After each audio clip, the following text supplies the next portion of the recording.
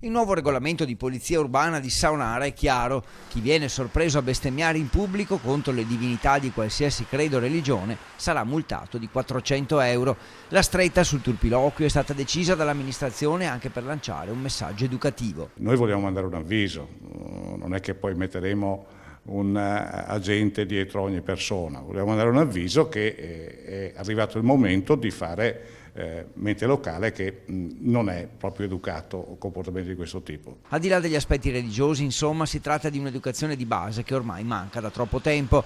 Un tentativo, quello del sindaco, di arginare un malcostume che soprattutto tra gli under 18 è sempre più diffuso. Ultimamente purtroppo e fastidiosamente vedo crescere il numero di ragazzi che si abbandonano al linguaggio blasfemo. Il provvedimento non riguarda solo chi bestemmia la religione cattolica, la religione cristiana, ma un po' tutte le divinità. Ecco, mi pare che un minimo di rispetto per le divinità sia una cosa doverosa. I cittadini verranno informati sulle sanzioni con un volantino che riporterà tutti i 75 articoli del nuovo regolamento e che sarà stampato in 4 lingue: italiano, inglese, romeno e cinese. Affronterà anche altri temi.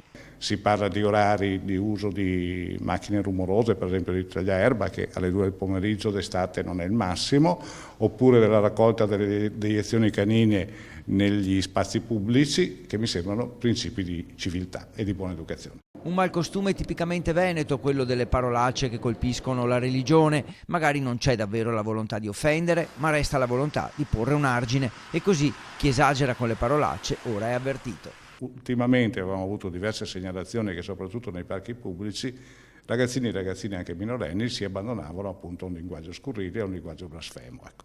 Mi pare che sia giusto che un sindaco non si occupi solo di lampadine delle strade piuttosto che dei marciapiedi, ma anche dei comportamenti civili.